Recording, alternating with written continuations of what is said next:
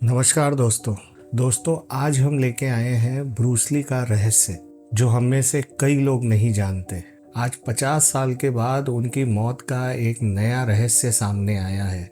हम वो भी इस वीडियो में डिस्कस करेंगे, तो दोस्तों अंत तक बने रहिएगा। मार्शल आर्ट की दुनिया में एक ऐसा नाम है जिसने इंसानी शरीर की सीमाओं को परिभाषित किया है। एक ऐसा इंसान जो इतना तेज था कि कैमरे की आंखें उसको देख नहीं पाती थी। लेकिन क्या आप जानते हैं कि जिस इंसान को दुनिया सुपर ह्यूमन के नाम से जानती थी, उसका अपना शरीर अधूरा था। एक पैर दूसरे पैर से छोटा था और आंखें इतनी कमजोर थी कि उसे सब कुछ धुंधला दिखाई देता था। और डॉक्टर्स ने उन्हें कह दिया था वो कभी फाइट के लिए फिट नहीं हो सकते। ब्रूस ली की कहानी सिर्फ लातों और मुक्कों तक सीमित नहीं है। ये एक ऐसे इंसान की कहानी है जिसने अपनी कमियों को ही सबसे बड़ी ताकत बना लिया। लेकिन 32 साल की उम्र में ऐसा क्या हुआ कि इतना फिट इंसान अचानक बिस्तर पे मृत पाया गया? क्या वो कोई साजिश थी, या कोई गुप्त तकनीक, या फिर ऐसी कोई मेडिकल कंडीशन जिसके बारे में विज्ञान को 50 साल के बाद पता लगा? आज हम इस वीडियो में ब्रूस ली के उन पन्नों को पलटेंगे जिन्हें आज तक छुपाया गया था। ब्रूस ली को करीब से जानने वाले लोग बताते हैं कि उनका शरीर तकनीकी रूप से एक फाइटर के लिए अनफिट था। उनके शरीर में 3 बड़े रहस्य थे। छोटा पैर, बहुत कम लोग जानते हैं कि ब्रूस ली का बायां पैर उनके दाएं पैर से लगभग 1 इंच छोटा था। आमतौर पे ये एक फाइटर के लिए संतुलन बिगाड़ने वाली बात होती है, लेकिन ब्रूस ली ने इसे अपनी लीड लेग तकनीक में बदल दिया। उन्होंने अपनी छोटी टांग को सामने रखकर एक अनोखा ऑन गार्ड स्टांस विकसित किया जिसने उनकी किक को और भी अधिक घातक बना दिया। कमजोर आईसाइट, ब्रूस ली की नजरें बचपन से ही बहुत कमजोर थी।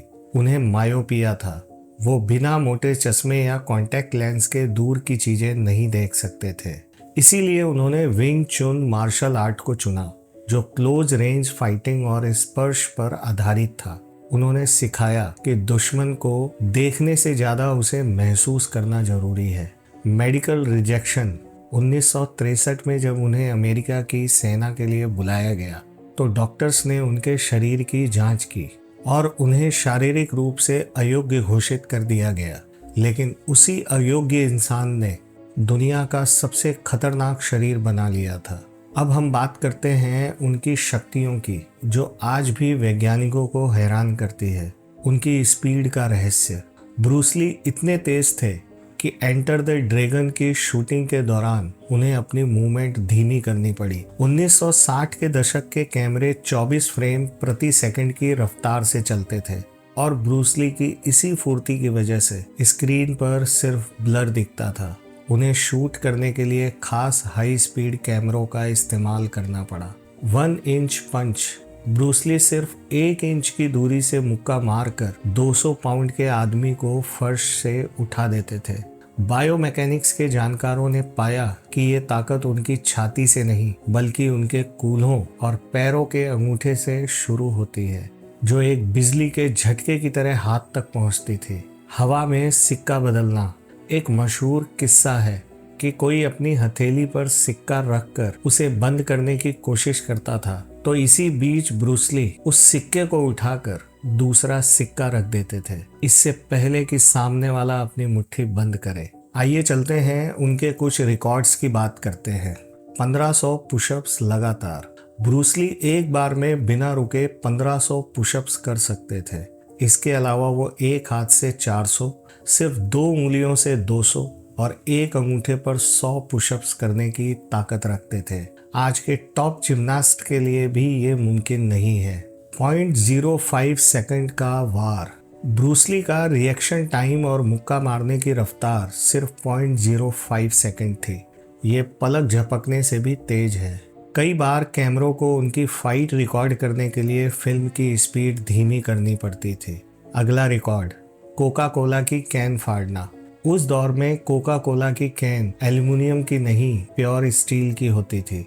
ब्रूस ली अपनी 2 उंगलियों के वार से उस कैन में छेद कर देते थे। अगला रिकॉर्ड, वो 135 किलो के भारी सैंडबैग को एक किक मारकर छत से टकरा देते थे। आज के हैवीवेट बॉक्सर्स भी ऐसा नहीं कर सकते। अगला रिकॉर्ड, 1 सेकंड में 9 मुक्के। ब्रूस ली 1 सेकंड के भीतर 9 मुक्के मार सकते थे। उनकी रफ्तार मोहम्मद अली के बराबर थी, जबकि उनका वजन अली से आधा था। अगला रिकॉर्ड, 1600 पाउंड की नान चाकू फोर्स।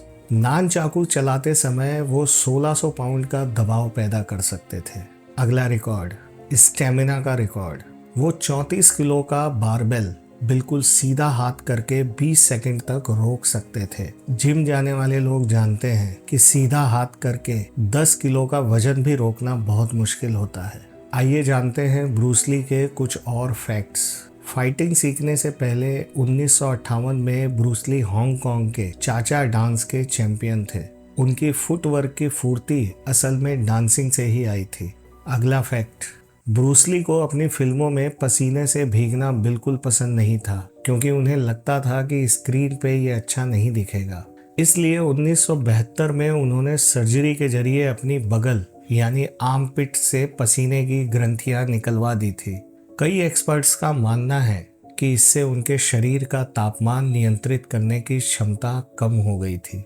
अगला फैक्ट, ब्रूस ली पूरी तरीके से चीनी नहीं थे। उनकी माँ ग्रेस हो जर्मन थे। इसी वजह से शुरुआती दिनों में कई चीनी मार्शल आर्ट्स मास्टर्स ने उन्हें सिखाने से मना कर दिया था, क्योंकि वो शुद्ध चीनी नहीं थे। अगला फैक्ट, उनके पास 2500 से भी ज़्यादा किताबें थी। उनकी एक छोटी सी लाइब्रेरी थी। वो सिर्फ एक फाइटर नहीं थे, बल्कि वॉशिंगटन विश्वविद्यालय के दर्शन शास्त्र के छात्र थे। अब हम बात करते हैं उनके अंतिम समय की।